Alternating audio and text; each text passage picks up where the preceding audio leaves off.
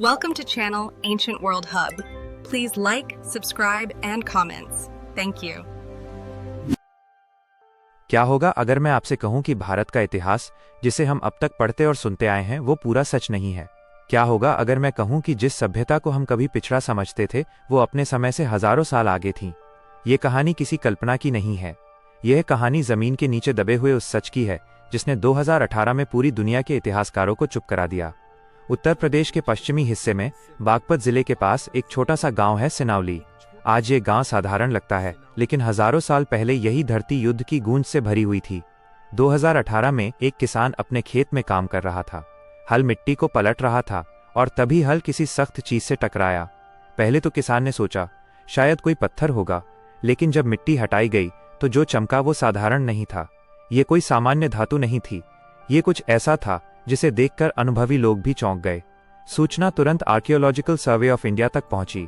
जब एएसआई की टीम वहां पहुंची और खुदाई शुरू हुई तो किसी को अंदाजा नहीं था कि जो सामने आने वाला है वो भारत के इतिहास की दिशा ही बदल देगा। जैसे जैसे मिट्टी हटती गई वैसे वैसे एक के बाद एक रहस्य बाहर आते गए।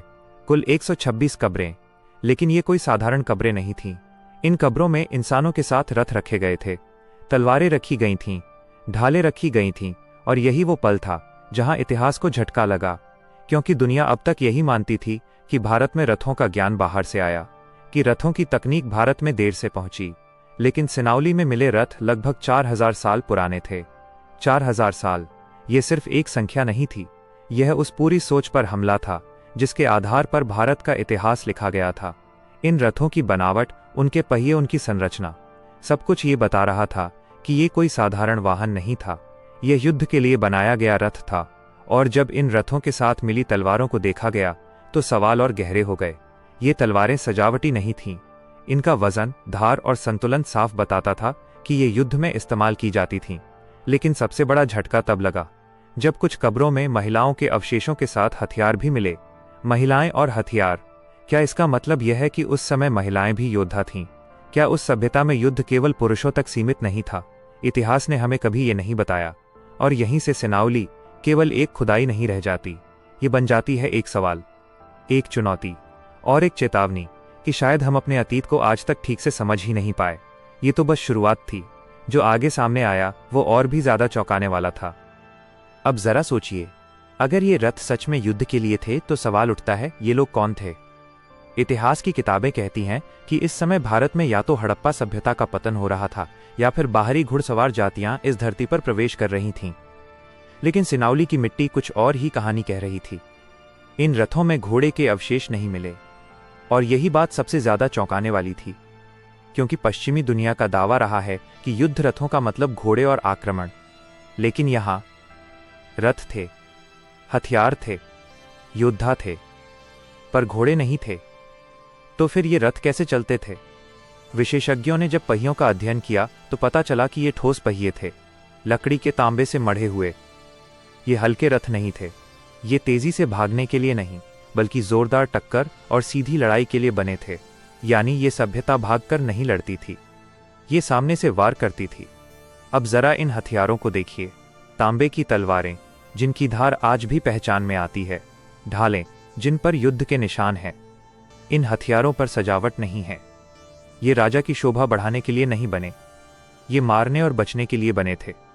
और यही बात हमें एक खतरनाक सच्चाई की ओर ले जाती है। इतिहासकारों ने अब तक कहा था कि भारत में ब्रॉन्ज एज युद्ध तकनीक में पिछड़ा था, लेकिन सिनौली ने दिखा दिया कि यहाँ की सभ्यता युद्ध विज्ञान को गंभीरता से समझती थी। अब बात करते हैं कब्रों की। इन कब्रों में मृतकों को पूर्व पश्चिम दिशा में लिटाया गया था। कुछ कब्रों में लकड़ी के ताबूत थे, कुछ में मिट्टी की दीवारें। यह कोई साधारण दफन प्रणाली नहीं थी। यह बताता है कि मृत्यु के बाद जीवन में यह सभ्यता विश्वास रखती थी, और ये विश्वास हड़प्पा सभ्यता से काफी मेल खाता है। लेकिन फिर सवाल उठता है, अगर ये हड़प्पा संस्कृति थी तो हड़प्पा सभ्यता में कभी रथ क्यों नहीं मिले? और अगर ये कोई नई संस्कृति थी तो इसका जिक्र किसी भी प्राचीन ग्रंथ में क्यों नहीं है? यहीं से सिनौली एक रहस्य बन जाता है। कुछ विद्वानों ने कहा कि ये लेट हड़प्पन कल्चर है, कुछ ने कहा कि ये इंडिजिनस वॉरियर सोसाइटी थी, लेकिन किसी के पास पूरा जवाब नहीं है। और शायद यही जवाब सबसे ज्यादा डराता है, क्योंकि अगर ये सभ्यता पूरी तरह स्वदेशी थी तो इसका मतलब है कि भारत में उन्नत युद्ध संस्कृति किसी बाहरी आक्रमण से हजारों साल पहले मौजूद थी। और ये बात कई स्थापित थ्योरीज को जड़ से हिला देती है। अब सोचिए, अगर ये लोग योद्धा थे तो ये किससे लड़ते थे? क्या आपस में, या किसी बाहरी शक्ति से? इस सवाल का जवाब अभी मिट्टी के नीचे है, लेकिन कुछ संकेत हमें अगले हिस्से की ओर ले जाते हैं, जहां सिनाउली को महाभारत काल, वैदिक सभ्यता और आर्य विवाद से जोड़ा जाता है। अब कहानी उस मोड़ पर पहुंचती है जहां इतिहास सिर्फ शोध नहीं रहता बल्कि बहस बन जाता है, क्योंकि अब सवाल सिर्फ रथों का नहीं, अब सवाल है महाभारत का। जब सिनाउली के रथ सामने आए तो कई विद्वानों के मन में एक दबा हुआ विचार जागा, क्या ये वही भूमि है जहां महाभारत काल के योद्धा रहते थे? क्योंकि महाभारत में रथों का वर्णन बहुत स्पष्ट है, भारी रथ, मजबूत पहिए, सामने से टकराने वाली लड़ाई, और ठीक वैसी ही संरचना सिनाउली के रथों में दिखती है। अब ध्यान दीजिए, महाभारत में भी हर रथ में घोड़े का स्पष्ट उल्लेख नहीं मिलता। कई जगह रथ को केवल युद्ध वाहन कहा गया है। तो क्या संभव है कि शुरुआती रथ घोड़ों से नहीं बल्कि बैलों या मानव बल से चलते हों? यह विचार पश्चिमी इतिहासकारों को असहज कर देता है, क्योंकि अब तक पूरी आर्यन माइग्रेशन थ्योरी घोड़े और रथ पर टिकी रही है। लेकिन सिनाउली में घोड़ा नहीं मिला, और यही सबसे बड़ा झटका है। अगर घोड़ा नहीं था तो फिर आर्य आक्रमण का मुख्य आधार ही कमजोर पड़ जाता है। यहीं से कुछ विद्वान कहते हैं, ये कोई बाहरी सभ्यता नहीं, ये यहीं जन्मी योद्धा संस्कृति थी। एक ऐसी संस्कृति जो वैदिक काल से पहले या उसके समानांतर अस्तित्व में थी। और अब सबसे चौंकाने वाली बात, सिनाउली की कुछ कब्रों में ऐसे प्रतीक मिले जो वैदिक अनुष्ठानों से मिलते जुलते हैं। जल, अन्न और हथियार तीनों का साथ दफन। ये वही सोच है जो बाद में संस्कृत ग्रंथों में दिखाई देती है।